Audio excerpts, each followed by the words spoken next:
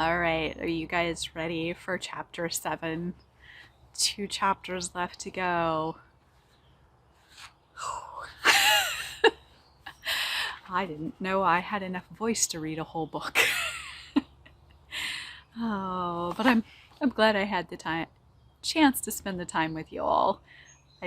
I know that in any other circumstance this would have been a ridiculously difficult project to squeeze into life, and I guess along with some scary and sad things comes some sweet times too. So thanks for spending some of your time with me.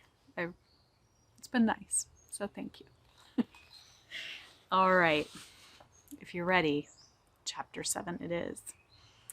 A trail of muddy paw prints. Dun, dun, dun. Okay, Hannah said, trying to catch her balance. Prow! Lion Kitty yowled again. How did he get in here? Cam demanded, stepping off the mattress. Hannah followed. Lion Kitty began to circle them, leaping first to Hannah's reading chair, then to Cam's mattress, leaving a trail of muddy paw prints and yowling over the top of the noise of the storm. Hannah knew this dance. Bruce had done the same thing back at Diana and Clark's house. He wants us to go somewhere, she told her big brother. I figured that out. We need to get Mom. Come on. Cam led the way out the door. Lion Kitty drove them straight to their parents' room down the hall. They burst into the room. Their mom stopped in the middle of pulling clothes out of the closet. What's the matter? The storm. Mom! The guy is in front of the house, Hannah shouted. He is! I saw him too, Cam said, grabbing their mother's arm. Yeah, and he's got a skull head, and Lion Kitty's in the house. Their mother stared at them sternly. Then Lion Kitty came into the room, leaving muddy tracks on their dad's grandma's rug. Oh my mopping mice, how did he get in here? Out! Out! But Mom went back to the closet and grabbed her bad guy bat as she followed them out the door. Show me, she ordered. Together they crossed back to Hannah's window and looked out over the street below. On went the lightning like a stage light. Blue Bathrobe Man stood at its center, a soggy scarecrow in a black field, first with a man's head, then with a horse's skull. He began moving toward the house. That's not good, Mom muttered. Prow! Lion Kitty began butting against Hannah's thigh. Is that the old schoolhouse bell? Mom asked as she pulled both Hannah and Cam from the bed.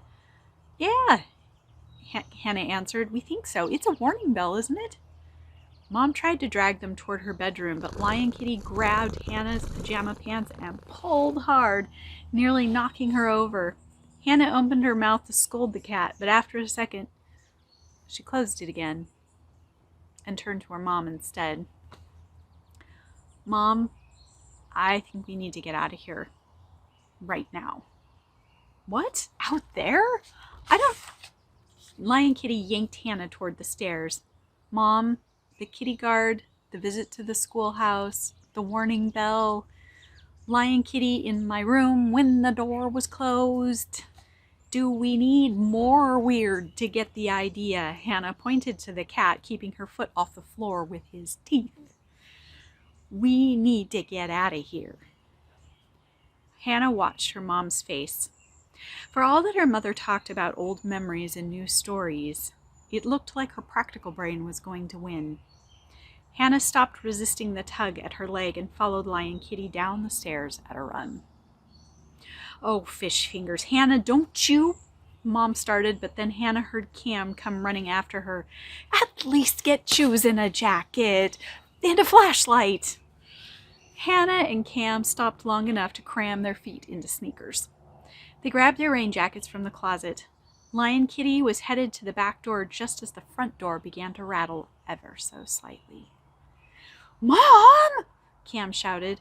Mom came running down the stairs with a giant metal flashlight, the bad guy bat, and her cell phone. She pushed her feet into the boots Hannah had left out for her. Cam helped her pull on her rain jacket while they all stared at the front door. None of them was brave enough to put their eye to the peephole. Prow! We're coming, Hannah called. Pulling on their hoods, they all three dashed for the back door. Lion Kitty led the way out into the rain. Mom trained the flashlight on the big tomcat as he ran. Hannah had a good idea of where it was he was leading them. There was no way they would all fit in her bower. Mom's light hit the garden gate that led to the woods. Red poppies. The path from the garden gate to her bower was covered with big red poppies bobbing in the rain. Hannah followed Lion Kitty into the tangled bed of flowers with Cam close behind her. Lion Kitty stepped to the side and Hannah did too.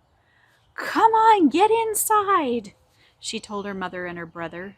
"What is this place?" Mom asked, helping Cam duck into the small entrance.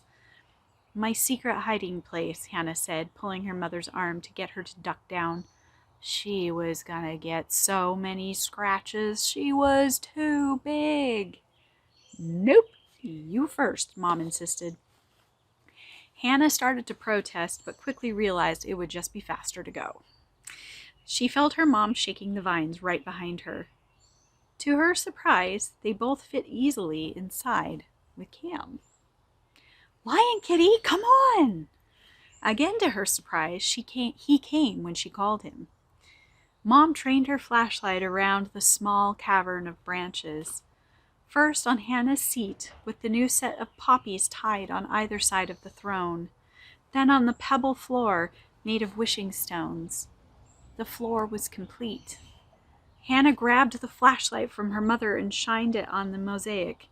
"Move," she told her family as she looked over the new image the stones made. "You made this?" Mom asked. "No, I didn't, but..." She paused, looking down at the dreamstone she still clutched in her hand. "I think I have the last piece. Don't I, Lion Kitty?" Lion Kitty just looked up at her as the storm raged outside and the old school bell sang, clang, clang, clang. Everyone watched as Hannah slowly lowered her hand and placed the smooth piece of agate into the eye of the squirrel. It fit perfectly. The air around Hannah's body gave a little snap. Then it became very still. Hannah looked from her mother to her brother, each of them with their eyes wide. Something outside the bower crashed. Mom grabbed the flashlight and switched it off. None of them moved. The dark wrapped Hannah's senses in a thick, cold blanket of nothingness. She couldn't see either her brother or her mother, and she had the panicked feeling she was suddenly alone.